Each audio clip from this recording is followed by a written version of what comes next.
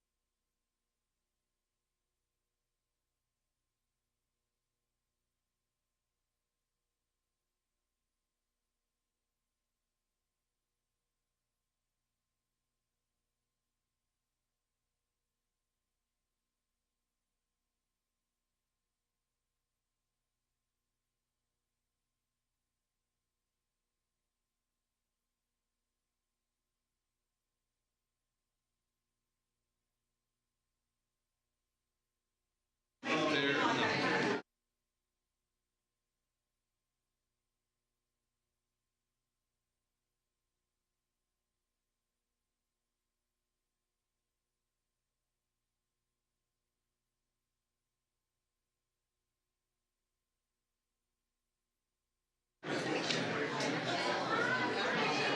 hope you're right.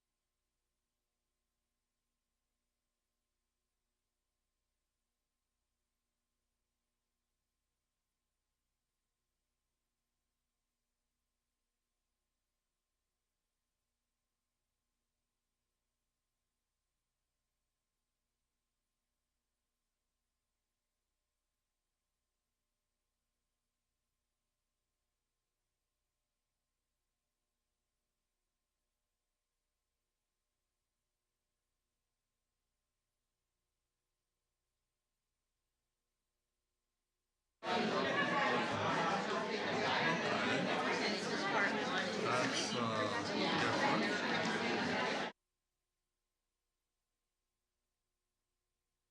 I don't know how she got where she did.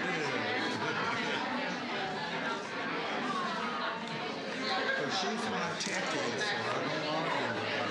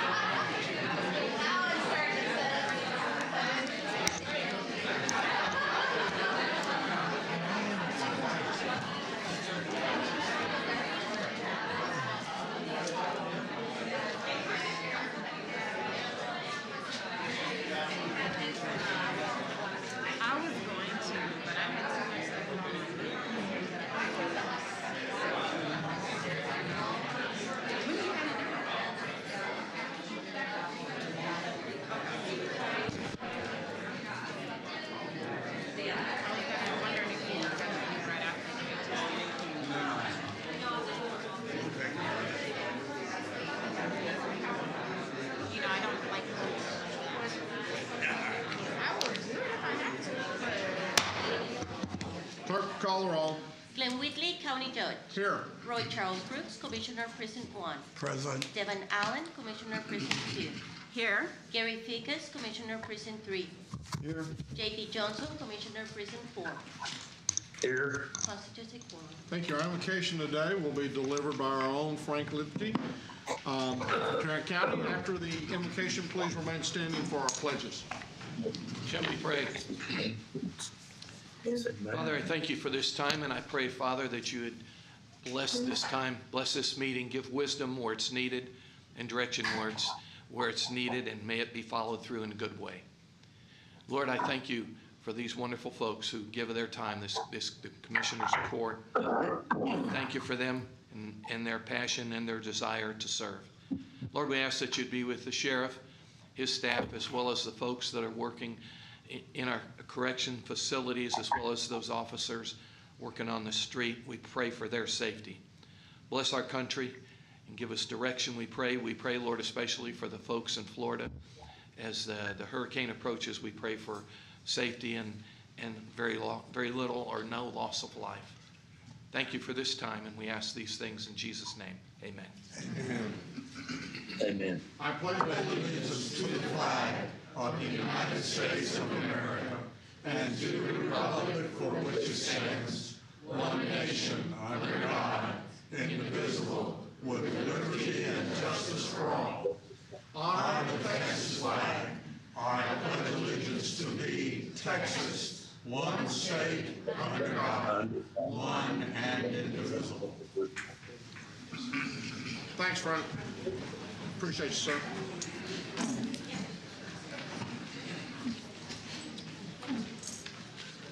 Okay, Mr. Manius, announcements. Thank you, Honored Members of the Court. We have several announcements relating to the agenda this morning. First of all, before we start on the agenda items, I want to remind the Court that we do not have Commissioners' Court next week, that our next meeting of the Commissioners' Court will be held on October 11th. Also, this afternoon at 3 p.m., the IT Steering Committee will be meeting in the Family Law Center. As it relates to the agenda itself, on the Administrator section, item A6, We made a slight change in the date. There was an incorrect date stated in the background. It's already been corrected and it's been posted. And so just a note to the court as it relates to that. Also on the county administrator section, on item 10A, 12, 13, and 14, these are consent items dealing with ILAs to various entities. We do have an audience participation form on all three of those, and so we are going to be considering those, but we'll just simply take them when we get to that portion of the agenda.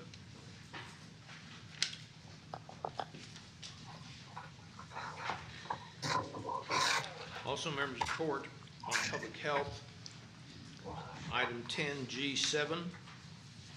This is a sub-recipient contract with the Chris Howe Foundation. We're going to hold that particular item until the 11th. We'll be bringing that back to you. Also, court, as you know, we've taken things out of order. Sometimes today we're going to do that again. Once we get to the administrator section, we're going to have the update on the mental health diversion, jail mental health diversion program. Mr. Ring Headings is here to do that. Also, we're going to, as we get into the health-related activities on item 1 on the briefing, or item A on the briefing, we're going to have a brief presentation by the Small Business Administration also. We were notified yesterday on this. You might remember that that under this section, previously we had Mr. McCurdy come before you, each of you, and to talk to you about the disaster, the flooding that we incurred. In fact, the county judge issued an emergency declaration as related to that on August 23rd. It's a health and safety issue that we've dealt with under this section before. Because of the damage that people have experienced in their homes, in the unhealthy aspect of that, we wanted to bring that to you here just as an informational item. Mr. McCurdy will be introducing the PIO from the Small Business Administration to make a very brief presentation. You do have the material as it relates to that in your red folder. So this all deals with the wellness of our residents and various things associated not only to that but also to the pandemic that we've been dealing with for quite a while. So with that, Your Honor, we will go ahead and make those particular moves as we get to those parts of the agenda, and I believe that's it for this morning. Okay, thank you. Commissioners, any of y'all have any announcements? I do. I have a short list, and I will make you're never surprised by this. I do have a short list. I'll make this quick. Just a reminder that next Thursday, October 6th, we will be hosting our quarterly JPS Community Update that will be conducted via Zoom and live streamed on Facebook. So it starts at 11 a.m. You can contact our office or follow our social channels to get the link to register. And then also just to give everyone a reminder that the deadline to register to vote is coming up on October 11th. So it'd be wise to go ahead if you're registered to vote, just go ahead and check your registration status. And if you're not registered to vote, be sure to do so by October 11th. You can visit the Tarrant County Elections website to get more information. I don't know that I have to say this, but I'll say it anyway, that this election is very critical for a number of reasons, including that 3 of the seats here for the Commissioners Court are up for election. And so I certainly hope that all Tarrant County voters will take the opportunity to weigh in and be very thoughtful about exercising their right to vote. And that's all I have. Okay, anyone else? What she said.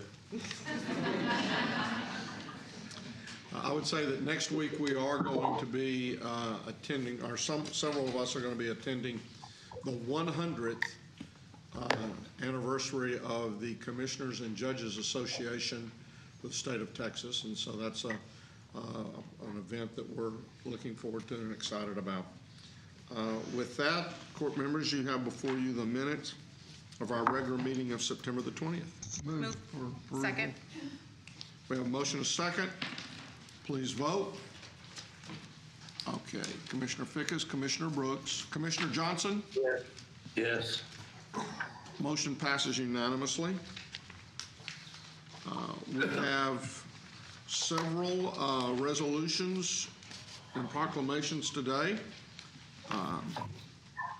The first one that we have is for National Hispanic Heritage Month, and their CEO, Annette Landeros, is here. Please come on down. If you need to sit down, we'll be glad to let you sit down. Just a little bit, but that's all right. Welcome here today. I'm going to read this into the record. Whereas Americans' cultural diversity remains one of its greatest strengths, and whereas the Hispanic American community has a long and important history of commitment to this nation's core values, and the contributions of this community help make this country great, and whereas Hispanic Heritage Month takes place September 15th to October 15th as a time to recognize and celebrate the many contributions, diverse cultures, and extensive history of the American Latino community, and whereas the observation started in 1968 as Hispanic Heritage Week under President Lyndon Johnson and was expanded by President Ronald Reagan in 1988 to cover a 30-day period starting on September 15th and ending on October 15th, and whereas this year's theme, Unidos, Inclusive for a Stronger Nation, reminds us we are stronger together, and whereas the Hispanic community, which comprises over 30% of the Tarrant County population, has contributed greatly to the rich diversity of our county and has positively influenced and enriched our nation and society. And whereas the Fort Worth Hispanic Chamber of Commerce and Visit Fort Worth have partnered to amplify the Hispanic Heritage Month celebration throughout Tarrant County, inviting all residents to enjoy over 30 events being hosted in various communities. And whereas on October the 8th, the Fort Worth Hispanic Chamber is hosting their 49th annual gala, Hecto in Fort Worth, to honor and promote the local minority-owned small business community.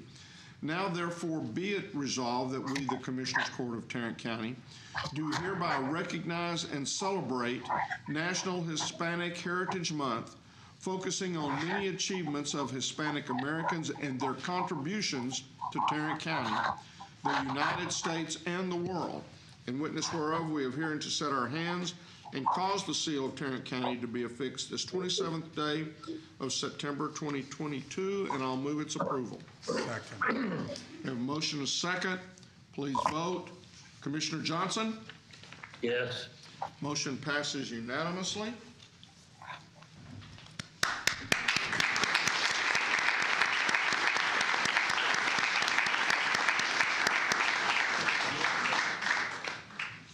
I really want to thank you for everything y'all do for our community. It's been great. Rachel, you come on up here too. Come on. We've got a full house here. 3 flashes.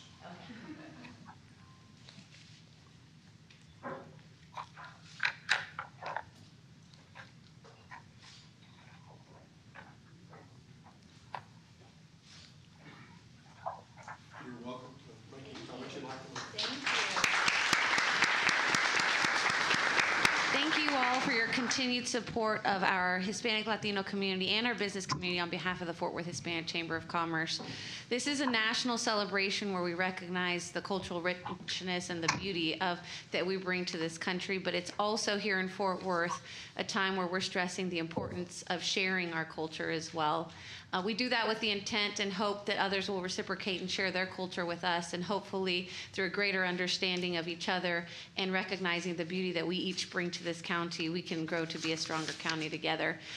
We are thankful for y'all's leadership. We invite you all, as mentioned, on October 8th, next Saturday, to join us for Echo in Fort Worth. It's a statement made in Fort Worth. We're proud to be here. We're proud of the businesses we create, the products we create, the people that are born here, the people that come here to grow their thriving career as well. And so that night we celebrate and we invite you all. Judge Whitley will be recognized as well and honored, and I know our invocation will be by Commissioner Brooks as well, so the county will be well represented, and we hope you will join us there as well. Thank you. Thank you.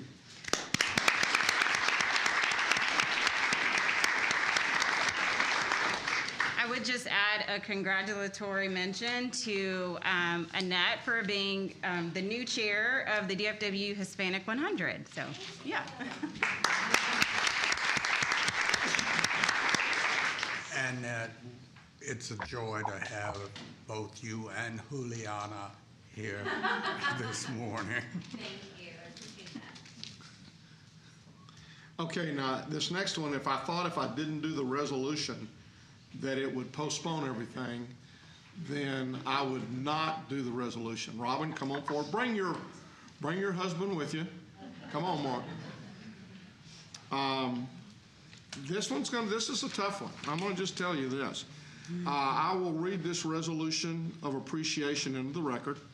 Whereas Robin Worthy joined Tarrant County as personnel generalist in December of 1985, and whereas Robin was promoted to compensation specialist in May of 91, where she was responsible for managing the county's pay systems, ensuring that employee pay adjustments were timely and accurate, while also playing a vital role in the county's transition to the Hay job evaluation methodology, where she was human resources team lead on the SAP transition team, and whereas was again promoted to Assistant Director of Human Resources in March 2007, where she supervises the compensation, benefits, wellness, and workers' compensation areas. And whereas throughout her years of service with Tarrant County, Robin has coordinated, developed, and assisted with numerous programs and policies that impact all county employees and involve almost every function of county government. And whereas throughout her career in the county government, she has always been a steady and respected leader who is hailed amongst her peers for her dedication, integrity, and commitment to public service. And whereas on October 10th, 2022, Robin will retire from Tarrant County after 36 years of invaluable service. Now therefore be it resolved that we, the Commissioners Court of Tarrant County, do hereby recognize Robin Worthy for her years of exemplary service to the citizens of Tarrant County.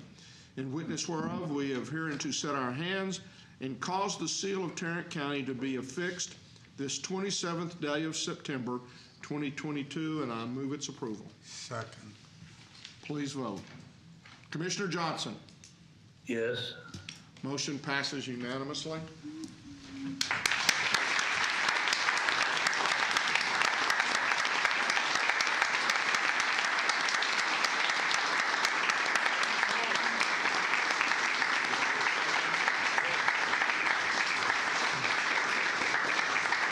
This is one that everybody wants to be a part of, and so we're going to have... Am I going to drag him? Yeah, you're going to drag him along. Let's see if we can get JD over the shoulder. So y'all gonna have to get over here so you can be sure and get JD.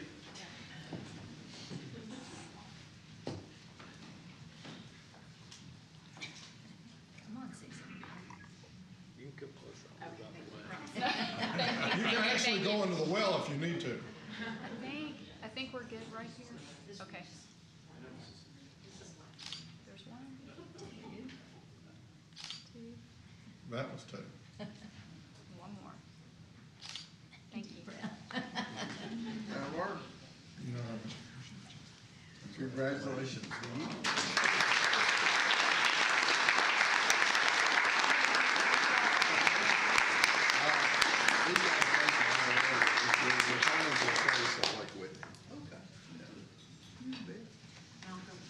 You can go down there and say a few words and be sure and introduce Mark. Yep. Take care of it. I will.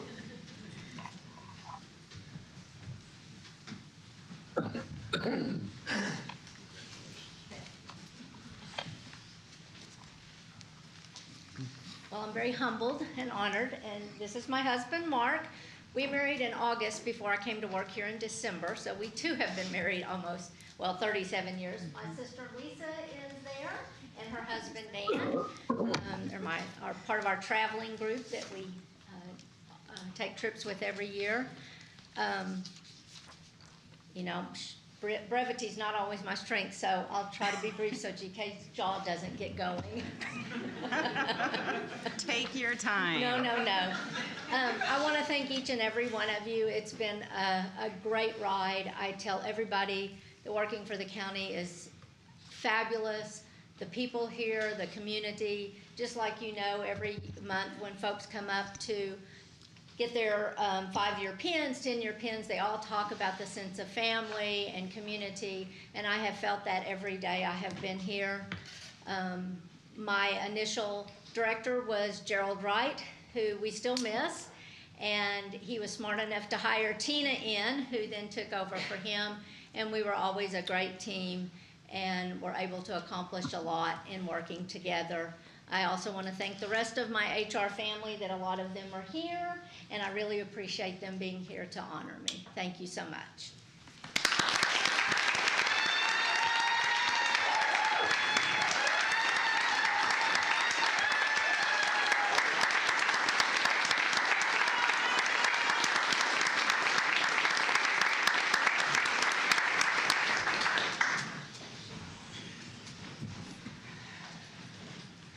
Commissioner Allen.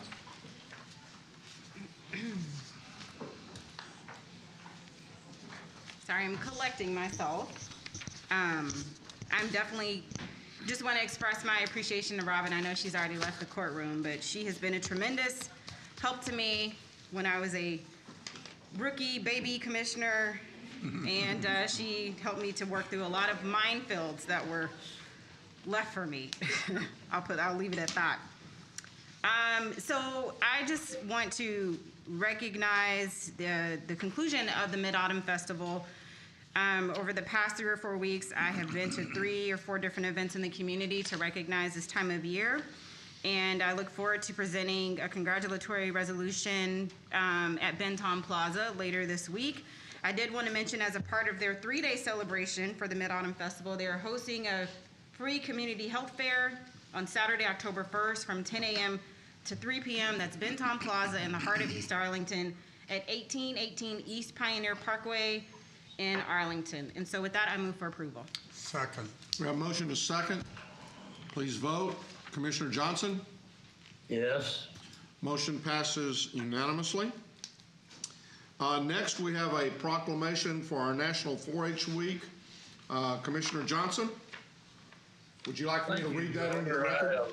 I had the honor of doing this proclamation now for 36 years. I guess this will be my last presentation, but this is a program that we all on this court needs to continue to work with. The youth that come out of this organization are fantastic. So if you would read that into the record, please. I'll be glad to. Whereas the Tarrant County Commissioners Court is proud to honor the 4-H Youth Development Program of the Texas A&M AgriLife Extension Service for 115 years of providing experience-based education to youth throughout the Lone Star State. And whereas this admirable program provides learning and growing experiences for the whole child, including head, heart, hands, and health, while helping young Texans acquire knowledge, develop life skills, and become productive members of our society. And whereas a vital component of the program is youth-adult partnership provided through hundreds of adult volunteers who generously dedicate their time, talents, and resources to the youth in Tarrant County. And whereas Tarrant County 4-H serves over 500 youth through year-round programming and community clubs, with an additional 4,000 youth who participate in short-term activities and events. And whereas throughout its proud history, the 4-H program has developed positive role models for countless Texans through its innovative, inspiring programs, and continues to build character instilling the values that have made our state great. Now therefore be it resolved that we, the Commissioners Court of Tarrant County, do hereby proclaim October 2nd through 8th, 2022 as National 4-H Week in Tarrant County and commend the 4-H Youth Development Program of the Texas A&M AgriLife Extension Service, along with the many volunteer men and women who have made the program a success. In witness whereof, we have hereunto set our hands and caused the seal of Tarrant County to be affixed this 27th day of September, 2022. I move for its approval. Second. We have a motion and a second. Please vote. Commissioner Johnson? Yes. Motion passes unanimously. While you're moving down to make the presentation, I want to commend Commissioner Johnson for his decades-long work in service to the youth of Tarrant County. Through the 4-H Club, through the Junior Livestock Show and Sale, and for having presented this resolution each of the last 115 years.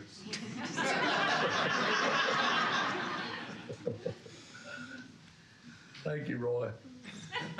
You're welcome, Teddy.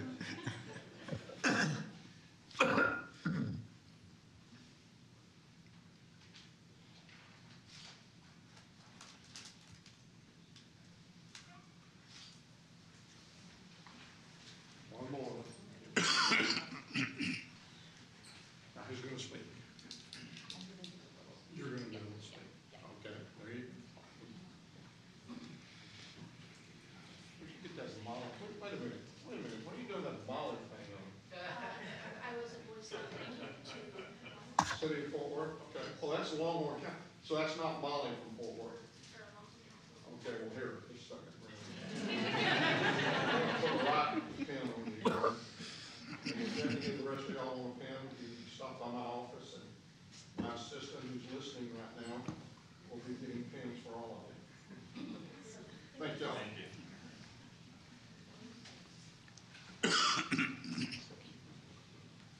So we want to thank you today. My name is Kate Marshall, and I serve as the Texas A&M AgriLife Extension Agent for 4-H here in Tarrant County. While I'm relatively new to my post here, the 4-H program has been a part of my life for over 30 years. As a youth member, adult volunteer, and as a professional, I have seen 4-H truly make a difference in so many young people's lives, mine included. In 4-H, we practice learn by doing, and what better way to explore and learn your interests and strengths. Currently, we have over 20 active 4-H clubs in Tarrant County, and while we still have a strong segment of youth who participate in the traditional livestock projects that 4-H was founded on, we have reached new audiences with projects such as robotics, foods, nutrition, and healthy living, photography, leadership, and public speaking skills. In addition to our traditional and our after-school clubs, we also serve thousands of youth here in Tarrant County through our school enrichment programs.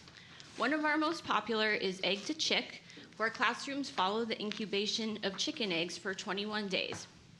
This helps give a real-life example of the life cycle and provides an opportunity to introduce ag awareness. We want to thank the court and Commissioner Johnson for the continued support of our program, and I want to introduce the amazing young people who are with me today. I've got Renee Raccio, who is involved in the 4-H Dog Project. She has showed her dog on the state and even national levels. I've got Caden Gordillo, who's involved in a lot of different projects, and he also serves on the State Rabbit Advisory Board. Isabel Garza, also very involved. She's one of our state 4-H photography ambassadors. Also, Isaiah Atto, he is involved as a state 4-H water ambassador. And I also have a couple of volunteers that are hiding out in the back of the room. They're club managers, and that is Casey Gordillo and Jasmine Garza. And then also Jordan Peldiak, our Prairie View Cooperative Extension 4-H is with us here today. So thank you very much. Thank y'all.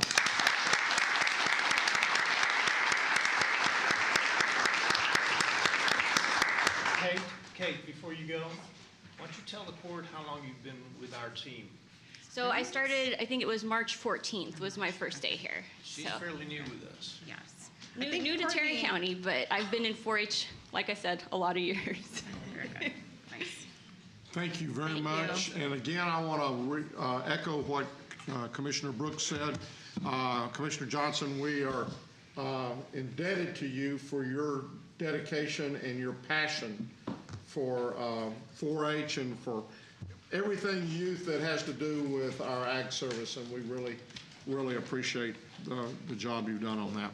Thank you all very much for being here today. My dad started with 4-H back in the 1950s when I was a member of the 4-H. Yeah, he was old and probably a volunteer at that point as well as a member, so. Thank y'all. Court members, you have before you our consent agenda. Move approval of the consent agenda, save and accept those items that have been removed. Second. We have a motion and a second. Please vote. Commissioner Johnson? Yes. Motion passes unanimously. We have a public hearing, I believe, today.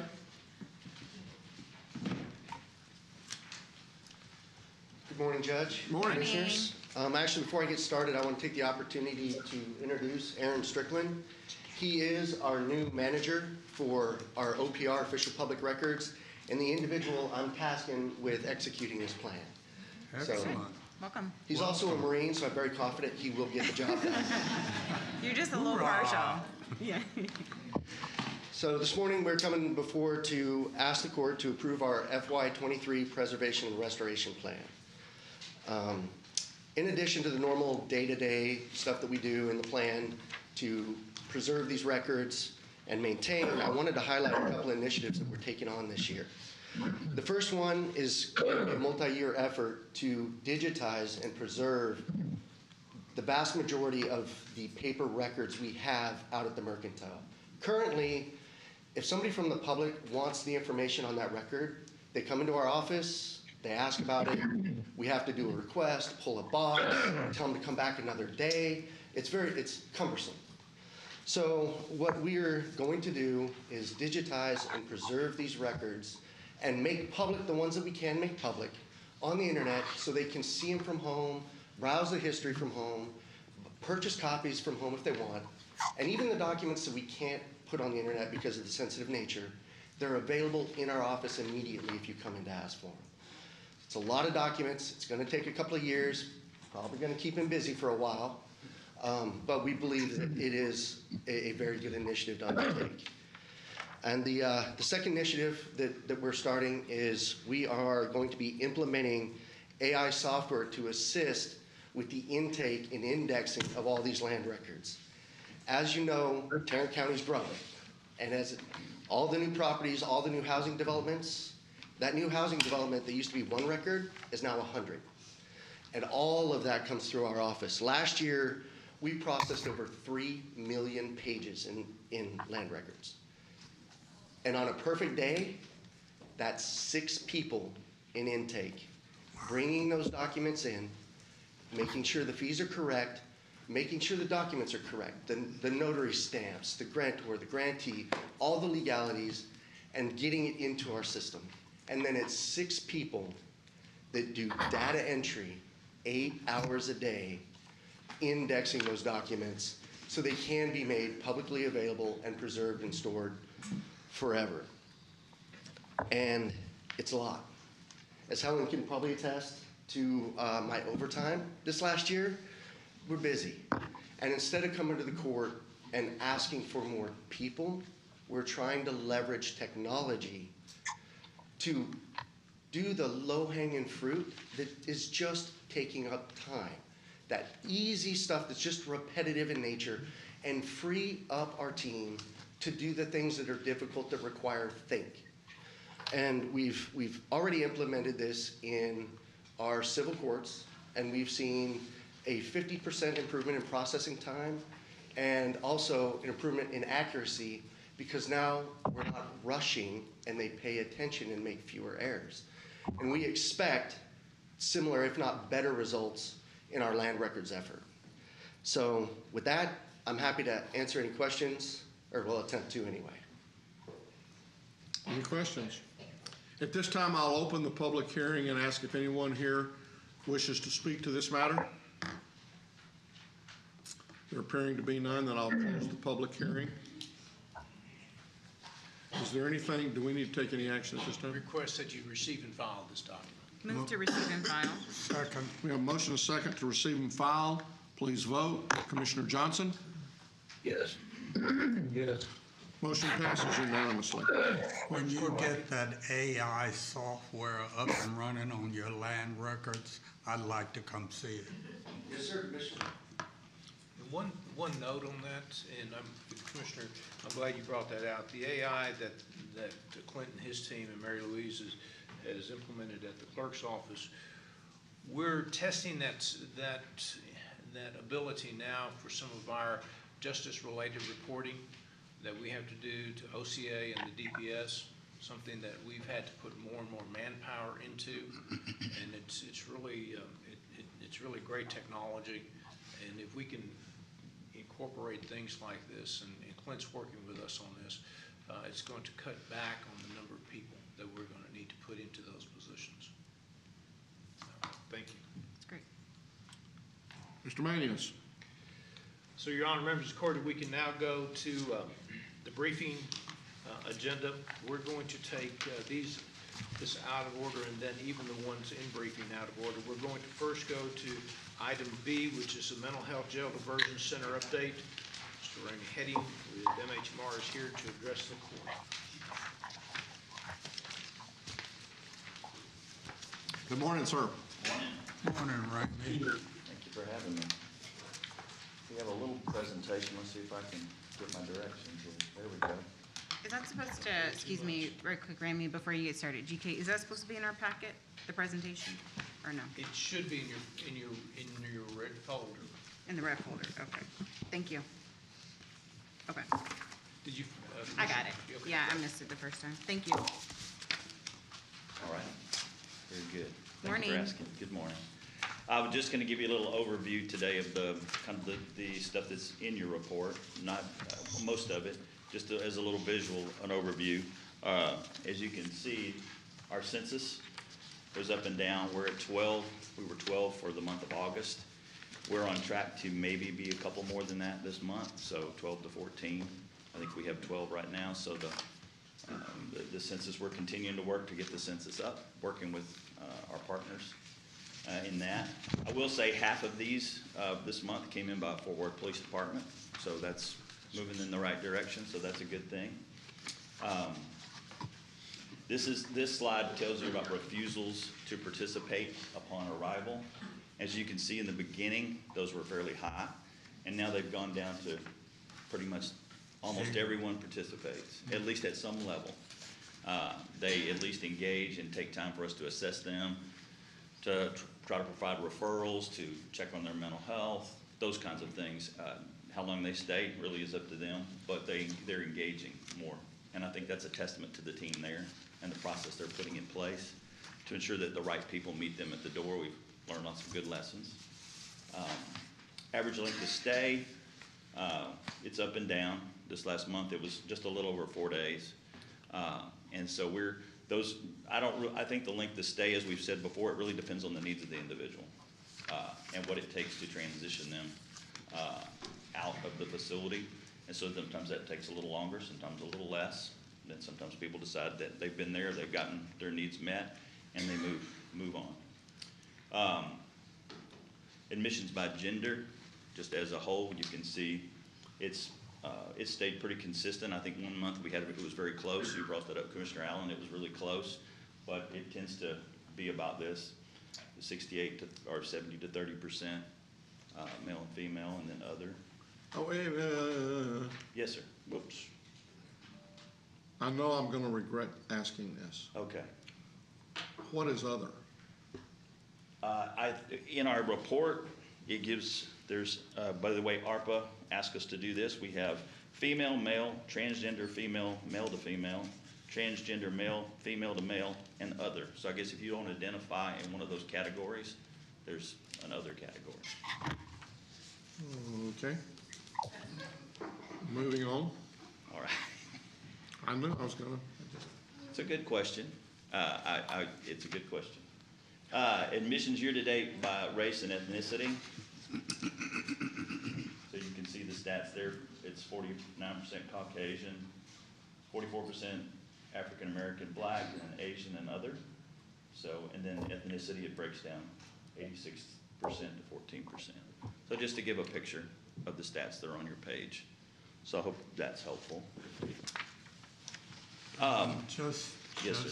to make an observation, go back to that slide, Ramey, if you Okay. could.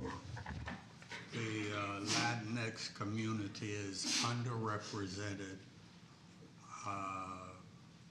based upon their percentage of the population in Tarrant County.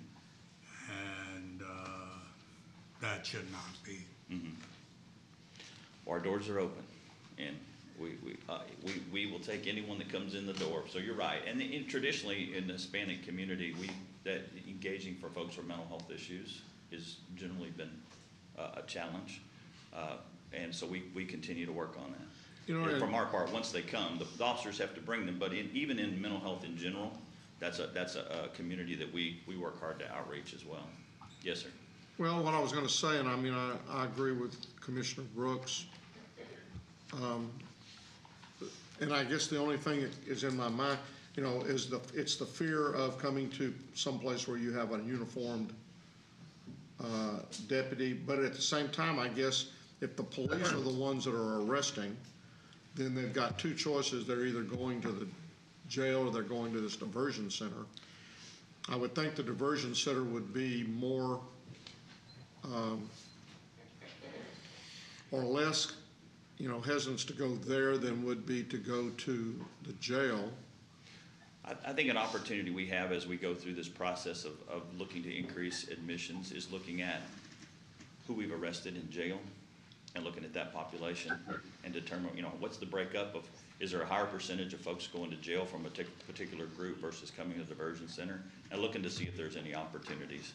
My concern is that since the gateway to entry is through various police agencies, that all persons are given the same opportunity to elect to go to the mental health jail diversion center rather than to the county jail. Absolutely. That's, and I think along the lines, what would be interesting is to look at the population, by race of the jail and see how that relates to this. But I hear what you're saying, and I agree with you 100%. Absolutely. I think I've raced through one slide that was on there about people who follow up afterwards. So individuals who are come into the center who also follow up in our aftercare programs to say there's a certain percentage there that's increasing, and we follow those individuals as long as we can locate them for up to a year and continue to try to engage them in our regular mainstream services. So, any questions about that up to this point? My only question would just be on how the data is presented. I do appreciate this format, but I would still like to see the table format that historically has been used, because it provides some additional information that this format doesn't. Okay. Yeah. All right. Are you talking about the one you got you usually get in your packet, or a different one? Yeah, usually it's a table format. Yes, and then because it does provide some additional information that this does not. Okay. Yes, ma'am. Thank you. All right, you bet. Go ahead. Okay. Did you have a question? Okay. Well, but you may be fixing to answer it. No, sir. Go ahead. Well, I was going to ask if we're continuing to have conversations about maybe broadening the definitions that would qualify to come to the center. I know we've talked about that previously, and I think that the DA, as well as maybe some other folks, we're going to talk with the police and get their feelings about maybe broadening that. Because right now it's basically criminal trespass is the only thing that is allowed to come to the center. Yes, sir. And I think there's going to be an advisory committee coming up maybe in October sometime, and I think that's going to be I think from the last one we said that's going to be a continuing topic to discuss. So I think that would be prime opportunity to discuss that. I know the DA's office is working on promotional, they're working on a short video, I think, for police Yeah. departments.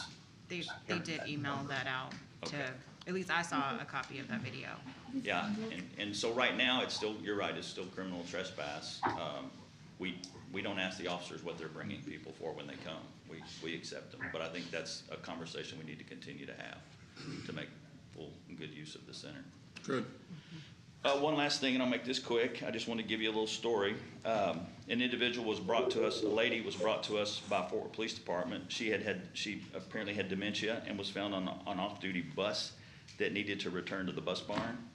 She was not communicative and confused. And shortly after her admissions, the sheriff's deputies that are on site, we have a deputy on site at all times, learned that she was listed as a missing person out of California. And the staff began to connect her with officials who could resolve her status. Through that process, we connected through Fort Worth PD that her husband was at the police station filing a missing persons report again on her. So we coordinated with that, and we, after consulting with the patient's family and with Adult Protective Services to make sure this individual was a good person to work with, got them connected, got reunited. She became verbal after she and her husband got back together. So we worked on transitioning them out or working on finding housing, et cetera, for them. So just an update. So that's a great opportunity versus the person coming to jail. Yeah. So anyway, I wanted to leave you with So that. have they moved here from California? I think they've moved, yes. They've moved here from California. I think they're folks who have kind of unstable housing, and she was missing. And I'm not sure if she got missing here, but her report was out of California. Wow. So anyway, I thought that was a good story to share. Yeah. That's a great story. Thank you very much. I appreciate it. Thank you. Okay, members of court, we can now go to item A in briefing. And as I mentioned at the introduction of the meeting, that we have a representative from the Small Business Administration here, Mr. McCurdy, who is our Emergency Management Director, will be introducing the person.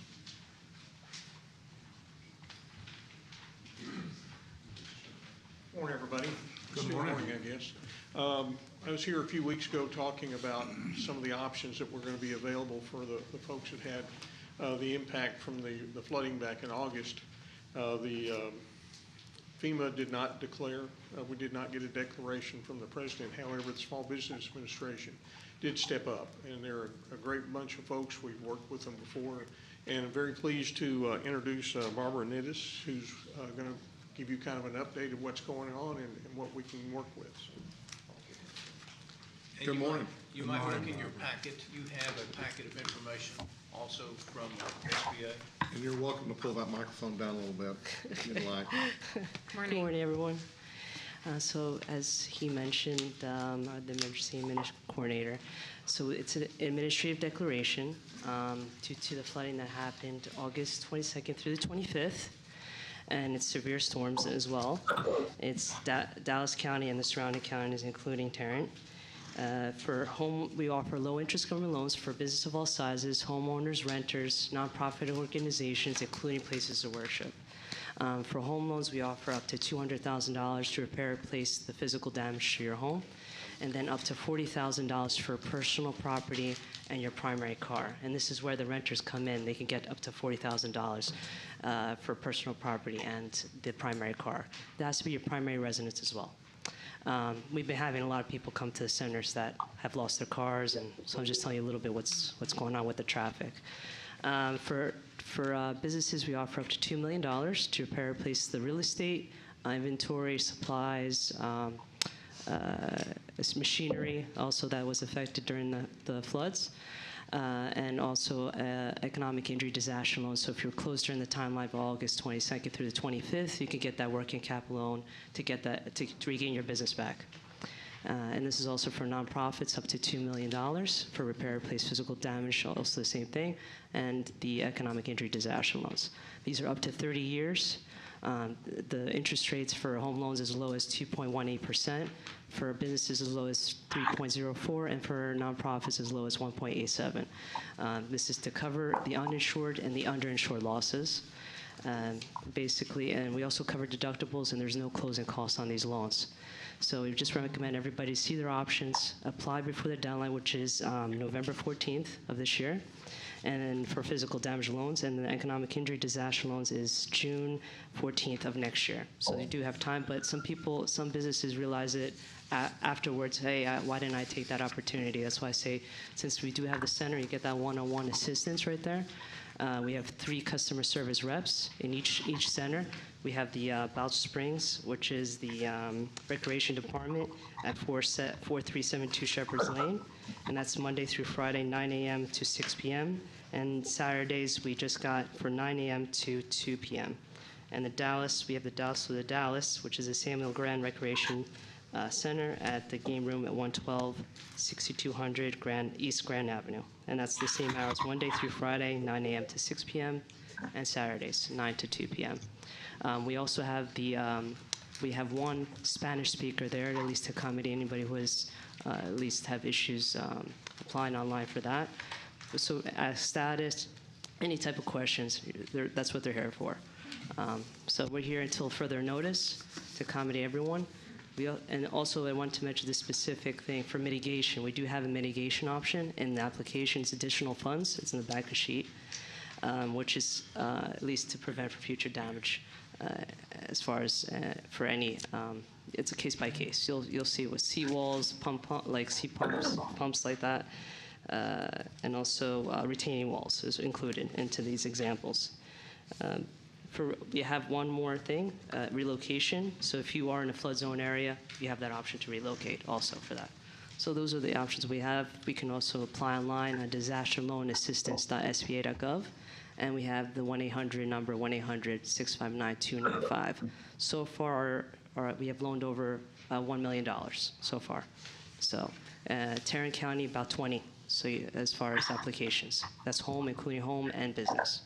So that's why I wanted to get the word out there because we did have some people from that county. Yeah. Thank you. Thank you very much. Thank you. Thank you for having me. I would just add that I did send out an email last week with information once David had shared the release. And so far, we haven't received any response in terms of any issues of people accessing the resources. So that's good news. That's good news. Yeah, yes. Thank you. I would just ask if we could get your, not right now, but offline, get your contact information. So that if we do hear from a constituent and we need to escalate an issue, we can communicate with you. Definitely.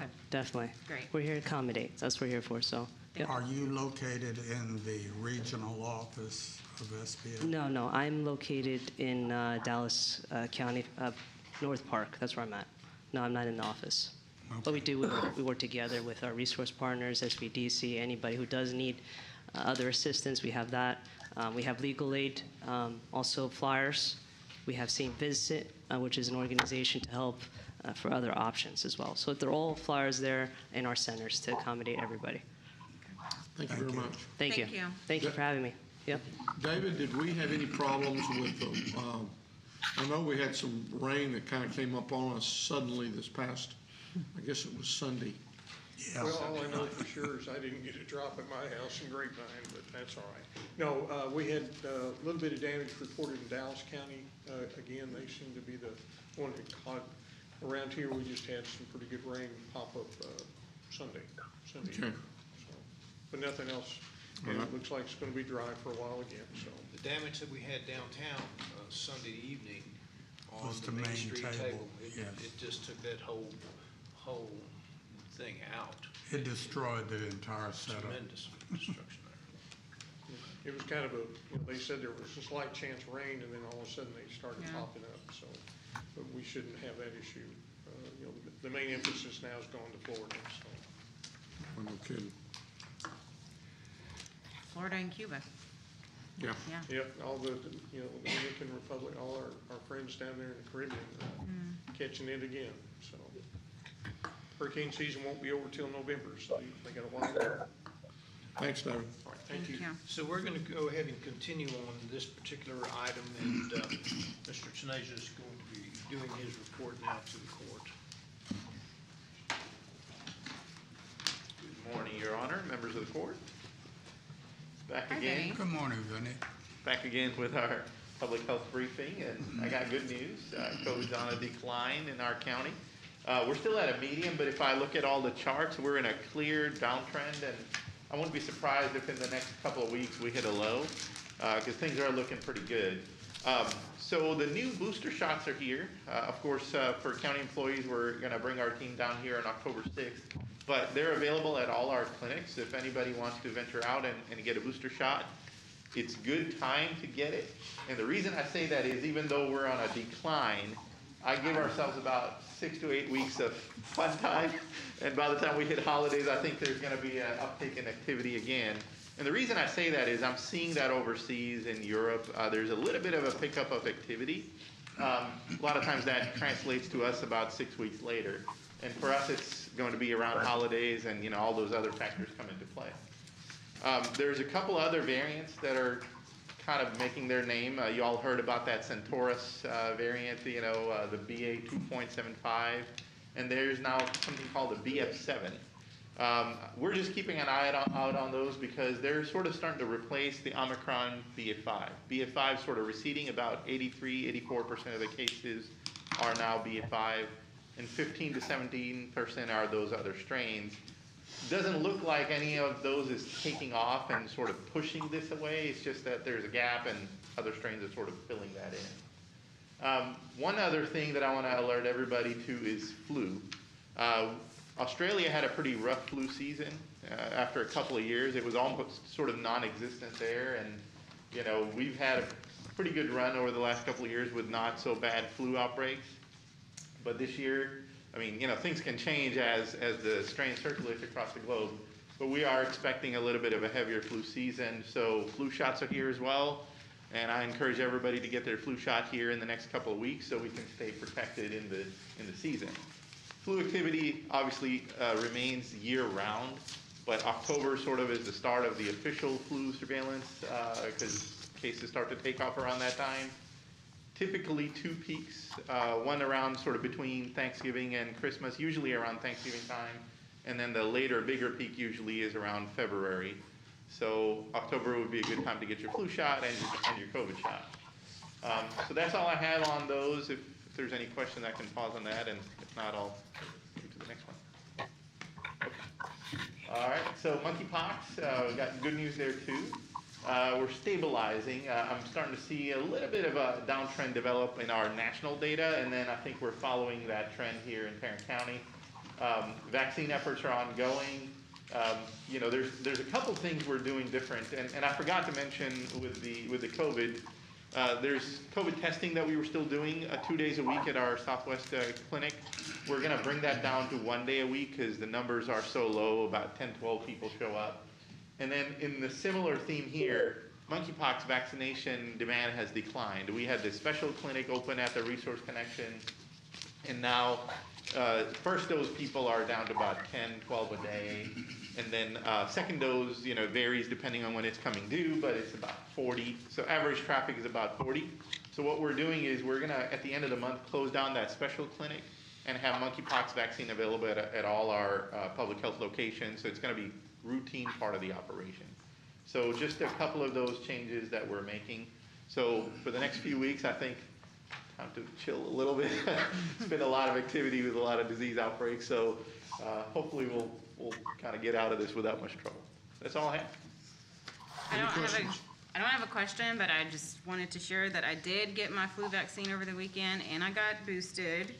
I'm dragging a bit today, but so far my side effects have been relatively mild compared to when I first got COVID vaccine. So I wanted to share that with everyone. Do with that what you will.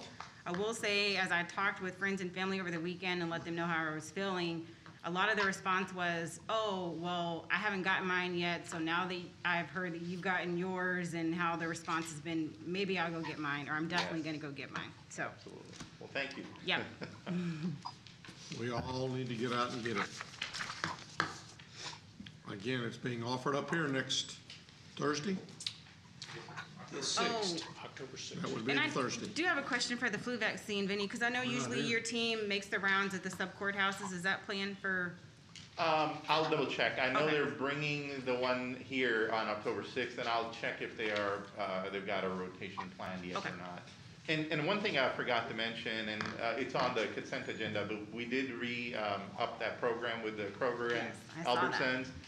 So free flu shots for the uninsured, and that's been approved today, so thank you for that. Mm-hmm. So the public needs to take that opportunity. I mean, those that have coverage, obviously they can go anywhere, but for the uninsured, either come to us at the health department or go to Albertson and Kroger. They should have information on their website. Great.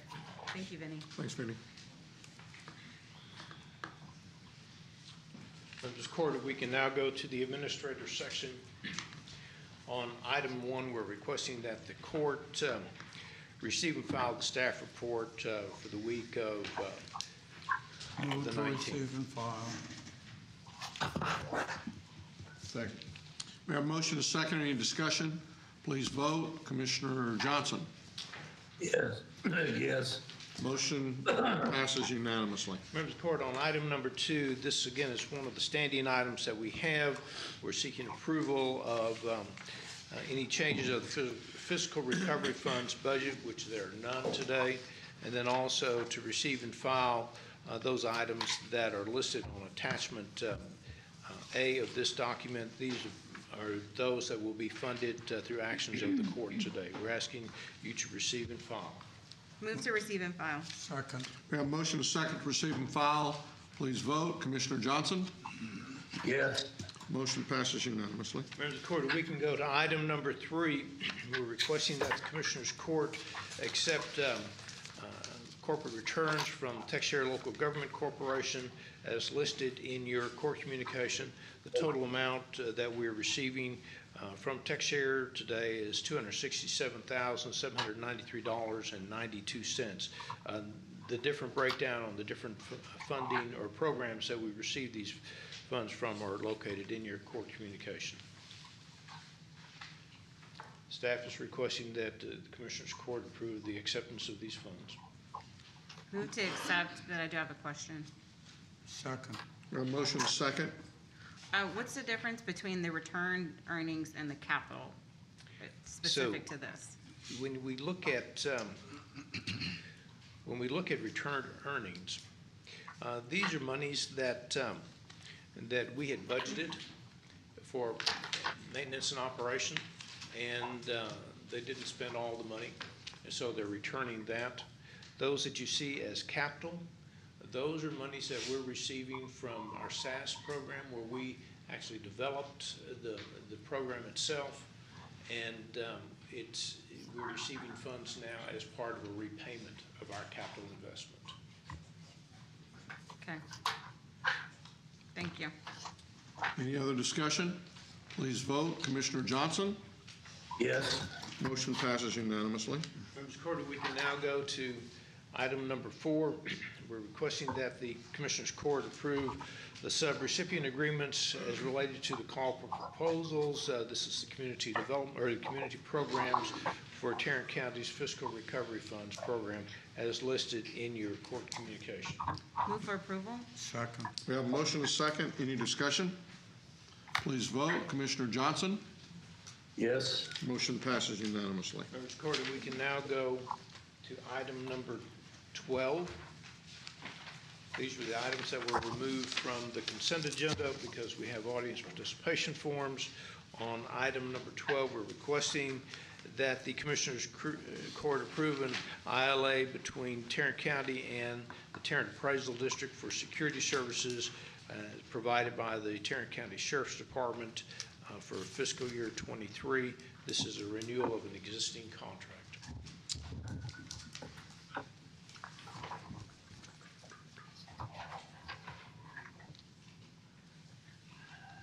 Well, I'll move approval. Second. We have a motion and a second. We have an audience participation. Levon Cockrell.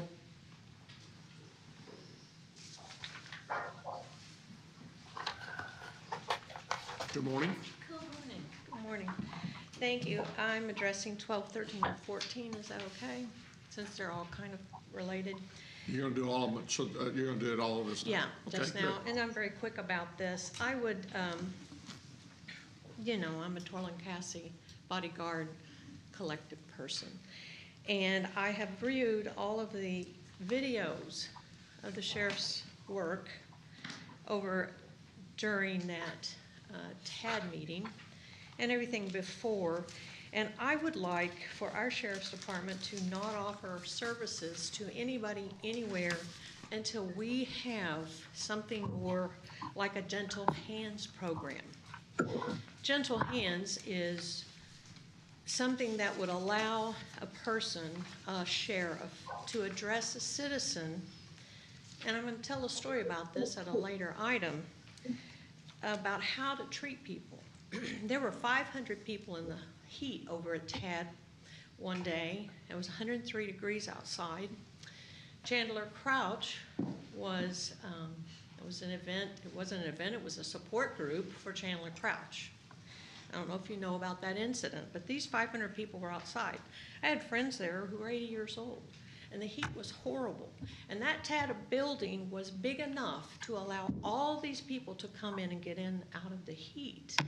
And the sheriff's department didn't want that to happen. Neither did, you know, Jeff Law and Randy Armstrong and Ricardo Aguilera. They didn't want them in there either. But that Gentle Hands idea should have allowed all those people to come into that building, because we had heat prostration and they only allowed a few citizens in at a time in a building that was big enough for all of them. And I don't know if Sheriff Wayborn wanted that to happen. I don't know if he wanted these people to get ill. I don't know if he wanted to express that, hey, we're more powerful than you.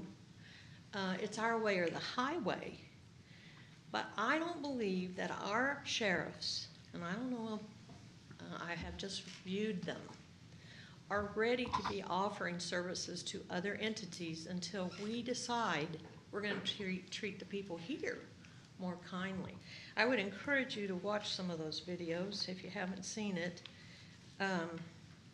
Along that, I was walking in last time, and there was a sheriff talking to a homeless person who was obviously ill, who was obviously hungry, who was obviously, and I said, does he need some money?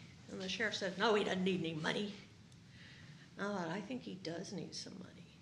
And the sheriff wouldn't let me give him any. And I just think I love hearing this detention center or whatever that was called. I'm just new. I will be attending and come and talk to y'all, but I appreciate your time. Gentle Hands.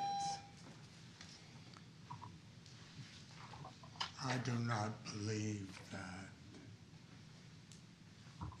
providing security services to a non-Tarrant County government agency is the best use of Sheriff's Department personnel.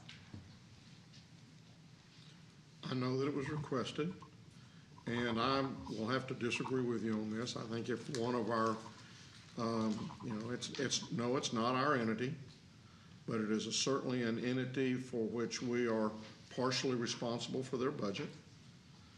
And so I was requested by the chairperson to see if we could provide some additional security, since they only had one or maybe two, I think they only had one security person.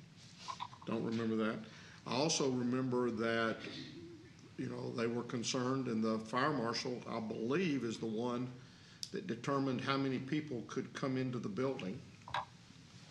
I may be wrong about that, and if I'm sure that I'm going to get a call from Randy Winrock telling me that, but there was limited space, and I know you can cram people in there, but that's why we have capacities on rooms and on buildings from that perspective. I do, I think they could look in the future at maybe larger spaces to hold those types of meetings, but a lot of times you don't know whether or not how many people are going to show up and when they're going to show up or whatever. So I encourage people dealing with people with respect, but it goes both ways. And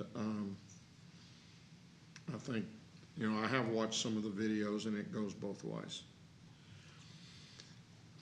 Other discussion on this particular item? Please vote. Commissioner Johnson? Yes. Motion passes 3-2. Members of the court, we can now go to item number 13. We're requesting that the Commissioners Court approve an ILA renewal with the City of Hazlet for FY23 law enforcement services. The total amount of that is $1.3 million. Move approval. Second. We have a motion and a second. Any discussion? Judge, before we vote on that, I just point out that Ms. Cockrell did ask to comment on 12, 13, and 14. I know she just did on 12, but can we just... No, she said at that point in time she was commenting on all three. Okay, very good. She said that she had other comments, though. Sorry. Later on, she's also in the public. And another one. Okay, Yeah. gotcha. Okay. Please vote. Commissioner Johnson? Yes. Motion passes unanimously. Finally, members of the court, on item number 14, we're requesting that the court approve an ILA as relates to law enforcement services for the town of Edgecliff Village for FY23. Move approval. Second. We have a motion and a second. Any discussion? Please vote. Commissioner Johnson? Yes. Motion passes unanimously. Thank you, Your I Honor. would point out that Hazlet and the town of Edgecliff Village do not have their own police departments, so they contract for law enforcement with the Tarrant County Sheriff's Department. This is a relationship that has been going on for decades. For a very long time, absolutely.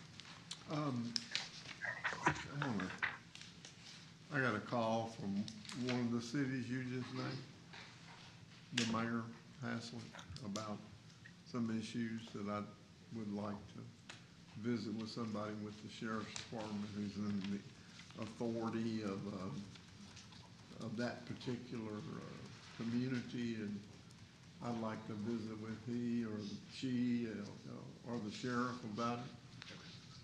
They've got some issues that they don't think are getting attention on, so. Commissioner, we'll get with you and set up. Okay. Ms. Tidwell?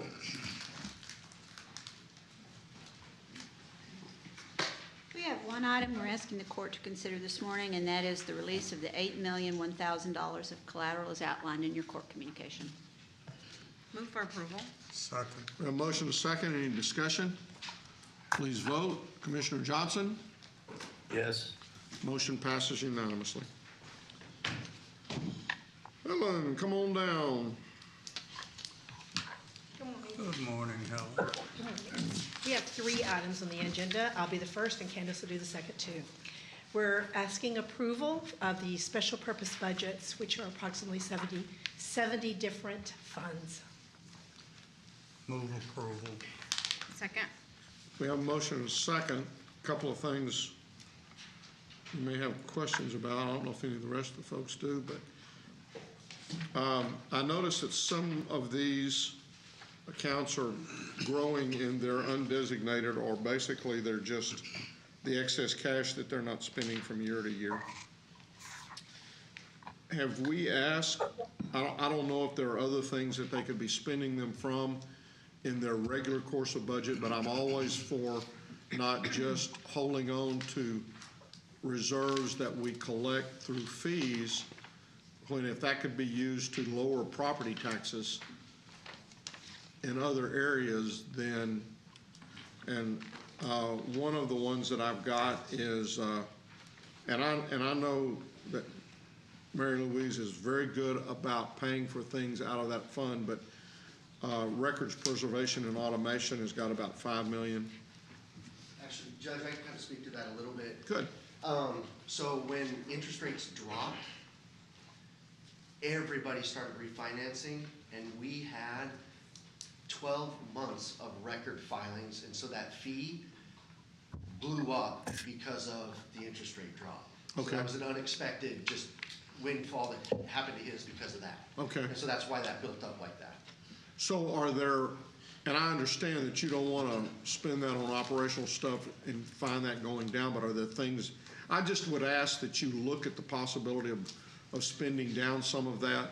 Yes, earlier when I talked about that multi-year, the preservation and the digitization, that's increase there is going to fund 40 years, but I can't incur that entire cost in one FY. Certainly, okay. I appreciate the fact that y'all are looking at that. Thank you. The next one I had was Law Library. We've got about a 50%, well, we got a whole lot more than that. We're spending about $175,000, if I'm looking at this correctly. And we've got $2 million in the account, including our carry forward. We got about $1 million, it looks like. Is there not anything we could spend that money on and reduce property taxes? That fund is limited to what we can spend those funds on, so what we have been spending them on in the past have been not only the operation of the law library, but also for the legal books of the judges. And so we have moved expenditures that we had in the past that were tended to be general fund expenditures over to the expenditure on those. So I would just ask that if there's anything else that we could be spending it on, that we spend it on that. And again, that is less taxpayer dollars that we're spending on things that we are obviously collecting fees for to pay for. It would be more of a user's fee than a otherwise fee. We will continue to work with Kara over in Law Library to make sure that either the online Westlaw or the books are covered as much as possible. Public health, we've got about 5.3 million in undesignated, or I guess that's reserves. Is that mostly reserves? So if you're referencing public health itself, public health has several budgets. TO 400. TO 400, that is money, cash that they had from CARES back in 2020 that we put into their budget to help them sustain when CARES money, COVID money, ARPA money are no longer available for them to be able to continue their processes. So that money will be going down as It certainly will be used to go down, 24 yes. and as we come to other years. Yes, sir. The next one I have is section 125 forfeitures. We got about 1.3 million in there. And we've identified several things moving forward. That is the money that's left over in anybody's PayFlex account. Right. And about a year ago, 2 years ago, we got with the civil division to determine what we could and could not expense out of there. And it was more open than what we had originally perceived. And we've moved several expenses, capital expenses over there. Stand-up desks, all stand-up desks throughout the county are purchased from this fund now. Okay. At everyone's desk individually. Okay, so So we fund that those. number's going down, but it's only going down like 150,000. It will continue.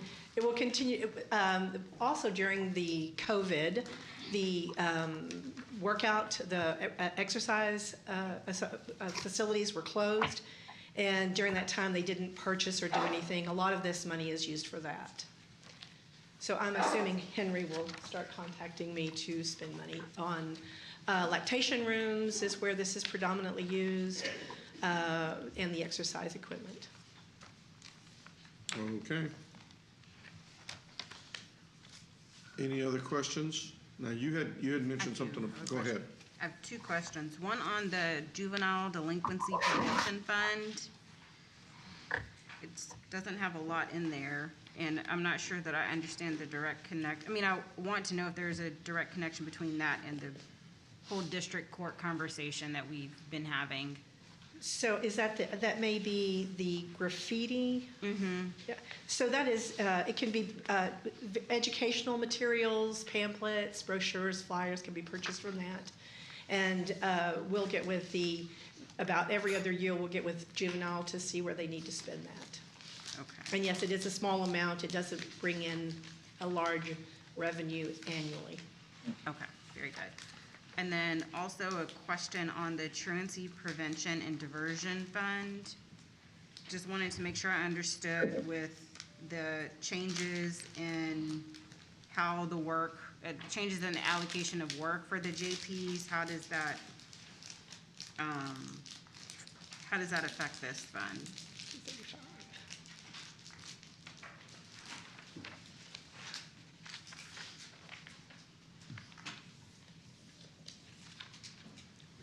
So this requires to be able to collect this fee, it's Fund 235. To be able to collect this fee, we have to have a juvenile case manager and Challenge, someone we third-party contract with, a nonprofit organization, Challenge, has a case manager. To be able to collect this fee, you must have a case manager, and that's what this supports, is a case manager for the juvenile. Okay, so if I'm looking at... I think it's at Lena Pope Home is where I think Lena it is. Pope, okay. So I want to make sure I'm not making an incorrect assumption. So then that means if you're a JP court and you have a higher balance, then that means you have a juvenile case manager who is working a lot of these cases? You're referencing the JP fees? Yes. No, this would be out at Lena Pope Home, and the juvenile department, juvenile services would be the ones who would be allocating who would be receiving the services. Okay. I am not familiar with it ever having anything to do with the amount of revenue that's received by any one JP court. Okay. Except for the fact that there's more truancies there. Okay, gotcha. Okay, thank you. That's all I have. I know that later on we have a item in HR regarding table of organization changes. And that has to do, I guess, with something that the legislature did when they repealed the technology due to IT. Talk to me about it. Well, Senate Bill 41 repealed several fees, and then it created consolidated fee. And the consolidated fee is predominantly in county clerk and district clerk with several usage. It broke out the fee of one set dollar amount by percentages. And yes, Clint, I'm in communication with the county clerk and the district clerk regarding that court communication that you're referencing. Do you want to talk about that now or when HR comes up? No, let's just talk about it now. Okay, so because it has to do with these special budgets. It certainly does. And that is Fund 212, which is on page 6. It's records preservation and automation, and this was allowed for the county commissioner's court to administer this fee, and this was one that was repealed. And there is, with the way we're reading the consolidated fee, there is not one that the commissioner's court is over anymore, and we had 7 records management IT positions within this fund, have had for quite some time. With the repeal of this fee, it now is under the county clerk and the district clerk. And the communication that I'm having with both of those departments is what percentage of work, if all of the work, some of it the records management staff is doing. Russ Scott and I are working on what they specifically do so that we can convey to the district clerk and the county clerk that they are working on some of their records management issues, and that we move either all or a portion of their salaries over to their funds that they have available. And both of them have large balances. District clerk does not have as large of a balance, but the county clerk does. And the fee that you're saying that the fees were separate in the past, but they've now combined them. Mm-hmm. Are we talking about similar dollars as has been in the past or more? Well, this started on January 22, so we have not had a complete... Did the combined fee equal the separate fees together? It is anticipated that it will at least collect the same amount. They just took all the various types of fees, made one consolidated fee, $1 amount, and then broke it out percentage-wise to all the various different services that we had budgeted throughout this. There's several of them that have been repealed throughout this special purpose budget, but we've created a new one for it. Okay, so again, this is where we've got user fees, and we were basically using those fees to pay for the services that they were using. And now the state has said, well, the court has no longer the option of using that or property taxes. And so hopefully the clerks will both say, okay, we'll pay for those, we'll continue to pay for those with the fees that we have used to pay for them in the past, as opposed to putting it on the court to where we then have to pay with property tax increases as a result of not having the fee money in there. These 7 positions do records management. They're either out at the records management location, pulling the documents, or they're scanning documents into the system. They're used and in the past, we have paid for them with the fees. Correct. That we're still collecting the fees, but yes. We just need the affirmation from the clerks that they're going to continue to pay those with the fees they've got. So, on the court communication, I think he wants yes, to on the do court the sign communication, list. on the court communication, it says that we're still in communication with them. So. Yeah, we're still talking, but there's some of the confusion is there is the clerk of court account that it says 23.4742% goes to, which is our special funds. Directly below that, it says the county records management and preservation account gets 14.0845%. That's not my money. So I don't know where it's going. We collect it on the filing fees because the filing fees is $213, but it spells out that account. The accounts for us is the clerk of court account, which is it would be traditionally my 211 fund, which is stayed the same. Well, if it's going to 213, that's Court Preservation and Restoration Fund, County Clerk. So when we went through all of these budgets or these revenues that were coming in through the auditor's office to determine what was repealed, what wasn't repealed, what it could pay for, those fundings went away, and the auditor is not giving, when they're projecting revenues, they're not projecting revenues for any of these. They're putting them over, and it's going to have to still be a conversation that I have with the auditor's office, but they're projecting those revenues in the county clerk and the district clerk's funds. Okay, and so where it gets confusing is even when you go down to the subsequent filings, it states it goes to the county records. It doesn't say the clerk, the district clerk. It says the county, and that's 57-point-some% on the subsequent filings. So that's, again, we're going to have to. So you're of the position that those fees are to be going to the general revenue of the county to pay for those positions? Correct. So let us get with the auditor's office, let us work through all of that and determine where those fees are going to be collected. Then I'm going to ask that we don't do a table of reorganization until that is decided, because we're talking about, what, $500,000? Yes, yes, $500,000 for the positions themselves, yes. And so that when this is brought back, and I don't mean this to be funny, can you also provide a map? Because Yes. I heard everything that you said. Yes, no, it's not funny. And I understand. I'm following, but I'm also still confused, so. So then I would probably, October the 11th. October the 11th, but one of the funds in here reflects what the reorg that the HRSB going to be bringing. So GK, do you want us to have them all approved except for that one, or just approve all of those in the special purpose budget? Say that one more time. So Fund 212 in this special purpose budget talks about moving these positions temporarily until it can be determined what needs to be done with them. Do you want us to hold off on the approval of that particular fund? And there are positions that have to be paid. There will be payroll that happens between now and then that they do have to be paid, and so we'll have to know where that's going to come from. They could stay in Well, the payroll that is going to be paid between now and then will be for the period ended September the 30th, which would all be in this year's budget, not next year's budget.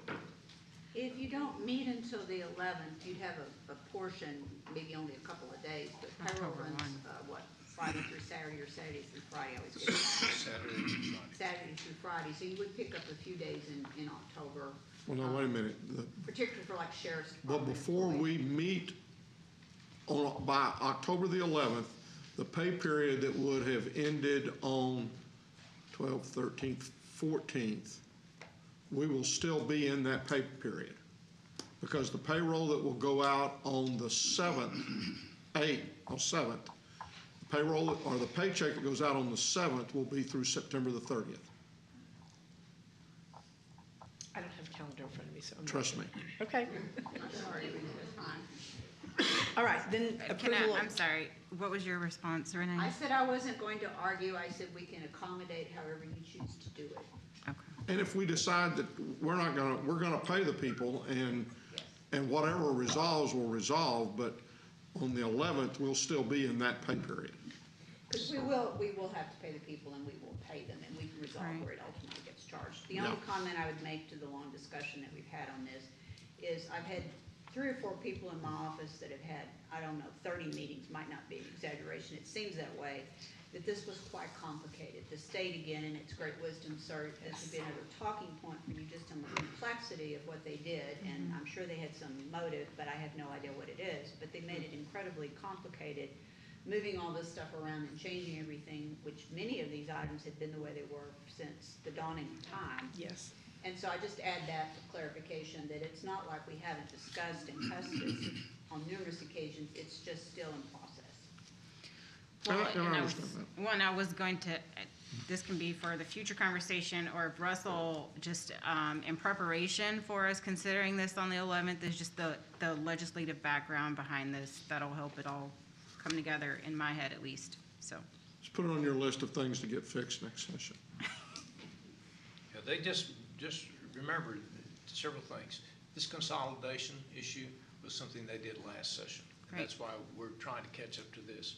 If we're going, I would suggest that we pass the special budgets and we can exempt the 212 because we do run into a problem that we need to check with the DA's office because there's a requirement in state law that if we don't pass a budget, then there's some ramifications to that. So I would suggest that we do that. Also, just one other note, regardless of where we get the funding from on these 7 positions, we are going to need these 7 positions because they are the ones that maintain records not only from the various clerks, but elections and all of our other records also. So it's not a matter of if we do the TO change or not, it's a matter of that we need to continue to fund those positions. Well, I guess the question that I would ask at that point in time then is why aren't those salaries being allocated based upon the amount that goes to the clerks versus the amounts that go to other areas? Because initially, these salaries were paid from a fund that was under the control of the Commissioner's Court. It was a record preservation fund, and that's how we had been funding them. And I would echo what Juki said, please adopt all the other ones that you can, because we don't need to have budget checking. No, I understand. So then, to make a motion, I want to make sure I understand what I would be making a motion for. Do I need to specify, that we pass all of the special purpose budgets with the exception of the 212? Do I need to add anything about making sure that the employees who are currently funded under that are still paid? No, I think that we just do the approval of those budgets. Okay, so that is my motion. So I move that we adopt the special purpose budgets with the exception of the 212. Second. We've got a motion and a second. Now, the one question I want to ask is Clint referred to 213. So nowhere in the 213 is a portion of these fees that we're talking about. Oh. He's shaking his head. Yeah. 213 mainly comes from the land records filings in our OPR. Okay. Thank you, Clint. Any other discussion? Please vote. Commissioner Johnson? Yes. Motion passes unanimously. Thank you. Thank you, Helen. Do we have any others? Well, no, wait a minute. Well, oh, yeah, Candace, I was going to say, no, you're coming up. I remember her saying now that Candace was doing, I thought she was leaving me. Good morning. Good morning. Good morning, Candace. Budget and Risk Management is requesting approval of interim funding for the continuation of the Criminal District Attorney's Bilingual Victim Advocate Program for a period of 90 days. Move approval. Second. We have a motion and a second. Any discussion? Please vote. Commissioner Johnson? Yes. Motion passes unanimously. We're also requesting approval of interim funding for the continuation of the Criminal District Attorney's Intimate Partner Family Violence Victim Advocates Program to not exceed 90 days. Move approval. Second. We have a motion and a second. This, like the one previous, we expect a grant, and we're just waiting for the state. Yes, sir. We typically hear in November. Okay. Okay, thank you. Wait a minute. Please vote. Commissioner Johnson? Yes. Motion passes unanimously. Thank you. Come on down, Ms. Glenn. Move to receive and file the personnel agenda. Second. We have a motion and a second to receive and file the personnel agenda. Please vote. Commissioner Johnson? Yes. Motion passes unanimously. I figured you'd make Robin come up here and do everything. I wasn't thinking, I should have. Thank you. We just have one additional item for the court this morning. It's item number 2. We're asking the court to approve a waiver of terminal benefits for the auditor's office. Ms. Tidwell is requesting a waiver of 400 vacation hours effective October 1st related to the retirement of her accounts payable manager at the end of this month. We're estimating a net cost to the general fund of approximately $14,258 and some change. That does include fringe benefits. Move approval. Second. We have a motion and a second. Any discussion? Please vote. Commissioner Johnson? Yes. Motion passes unanimously. Thank you. And then we'll take up item 3 on the 11th, right? Okay.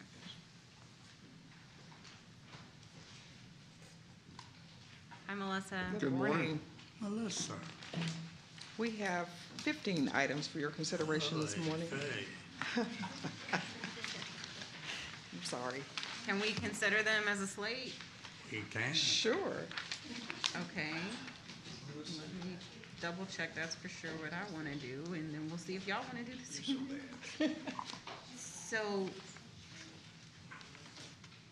and we don't have any audience participation on any of them? No, we do not. Okay. So move approval of purchasing items 1 through 15. Second. We have a motion and a second. Any discussion? Please vote. Commissioner Johnson? Yes. You're leading a sheltered life. I appreciate it. Motion passes unanimously. Thank you. I think Good we're to going to see you, begin Melissa. purchasing up as the first one out of the box.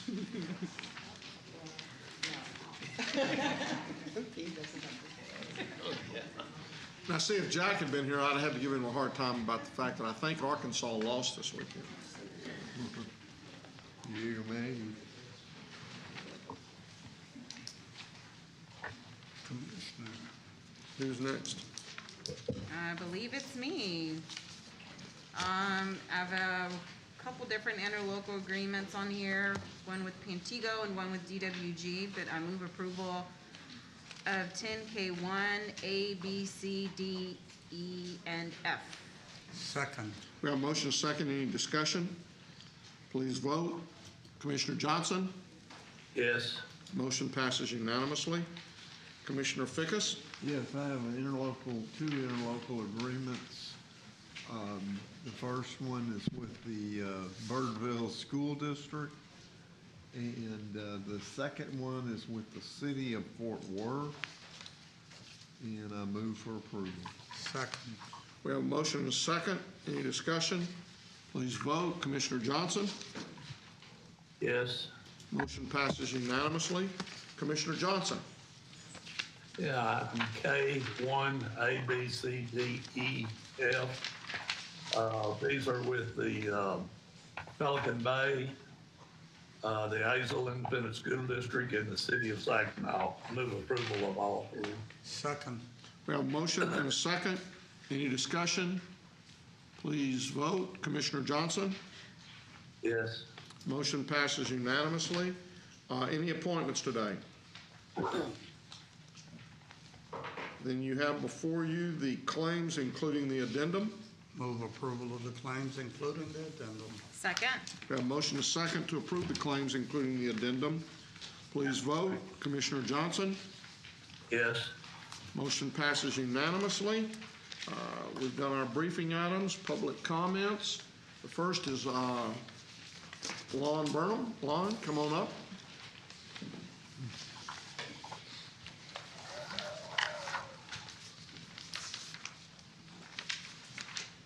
Good morning, sir. Good morning, everybody. Hope everybody's well today. I'm Lon Burnham, and I spoke to you 2 weeks ago, and I promised you then I wouldn't speak to you every week. So I didn't last week. You know, I'm not Thomas Torlincassi. I'm not as good in my manner of speaking, and I have to have notes. But I do think I need to come occasionally, and this is one of those occasions. I think it's appropriate to come to the court today, again today, because of the continuing concerns about the mismanagement of the county jail, which I've visited with a number of you about. Specifically, the overcrowding and the most recent unnecessary death. Just yesterday, word got out about the death of another inmate due to fentanyl use. Fentanyl provided by an employee of the county. Family members of this person should sue the county.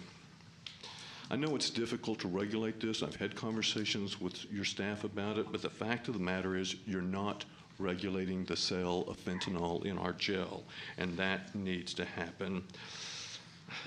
I hope they do sue you. I understand it's not the first instance of death due to an employee selling fentanyl in the jail. This has just got to stop.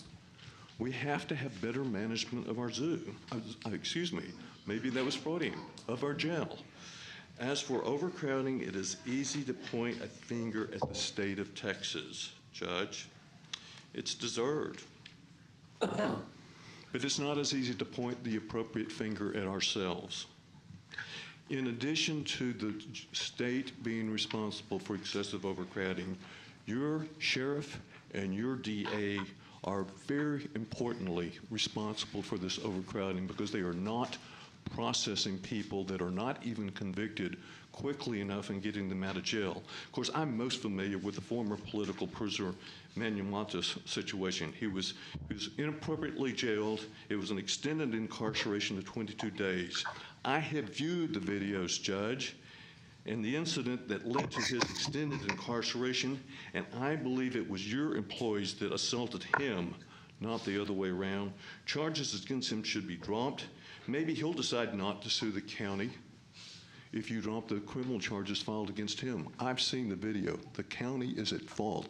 You've seen the edited version, Judge, provided to you by your staff. It is time to get on top of the situation in our jail, and it isn't time to get on top of a situation where they go out to TAD and your county employees abuse citizens. I disagreed with that contract that you approved earlier today. I disagree with the contract shipping our inmates that are out to God knows where. You guys need to get a handle on this. Thank you for your time. One comment I would make, I don't guess I can, but I believe it was a contractor and not an employee that brought the fentanyl into jail. But I can't make that comment. Next is Levon Cockrell.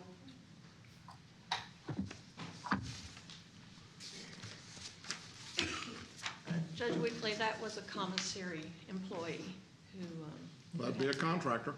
Are they a contractor? Yes. Okay, now I made a mistake in that I wanted to tell in two parts, because I only have 3 minutes, a story about a cat and gentle hands. But I really am concerned about something that happened to me personally. And when I realized I hadn't written it down, I really need to tell this story. I need to tell you what happened to me. Is that okay? Well, is that going to bother anybody since it's not on that paper? This is public comment. You can say anything you want to. Oh, okay, right, and then that's me not knowing the system. Okay, so Commissioners and Judge Whitley, last week, well, after the death of Thomas, I and a large group of people have taken up his concerns, and his most pressing concern is the safety of Manuel Mata. And after witnessing the actions of the sheriffs and the officers live, as I was getting ready to come to Commissioner's Court, and then viewing multiple other angles that Tad provided, I, like Lon, realized this is you're not going to win that case. You're just not. Mr. Mata lives 6 blocks away from my house. I am his neighbor, and you know, I spoke, and I believe you don't love God if you don't love your neighbor. And you don't have to live near me for me to love you and want to help you. Last week, Manuel needed a ride to downtown, and I provided that. And as I was returning him, he got out. A car came around the corner in a Jeep truck, and a woman's tatted hand and blonde ponytail. And out the sunroof came a cell phone, and she took a picture of me, which was a little disconcerting. I turned around and I got her tag number, which is SCJ972, and that truck was seen later in the neighborhood with different tags. Now, that worries me because Thomas felt like he was being targeted. I don't know if these are the sheriffs. I don't know if these police officers. I don't know if this is a girlfriend. I don't know who this person is. But I went to the police department and they wouldn't take my report. I talked to an attorney and they said, you need to file a report. And so then I went to the one on Magnolia. They wouldn't take it. And when it came to the one down on Jones, they wouldn't take it. So I'm just telling you that I don't want a stress heart attack. I'd like to know who this woman is, and I would like to talk with her. I would like to know if she's connected to any of the sheriffs in this department or any of the police officers, because my police department wouldn't take the report. As you can see, I'm a little trembly about just telling you this, but you know, I'm trembly talking in public anyway. Thank you very much.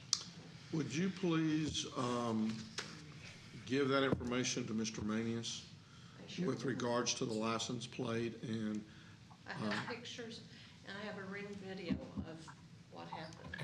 okay. The last audience petition I have is from Gabrielle Gordon.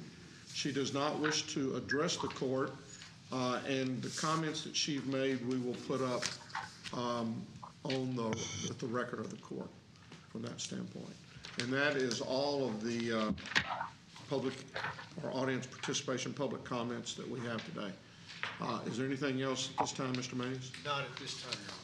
Then we will recess our meeting to proceed to close to discuss items exempted under section 551.071, 072, 074, 076, and 087 of the Texas Government Code.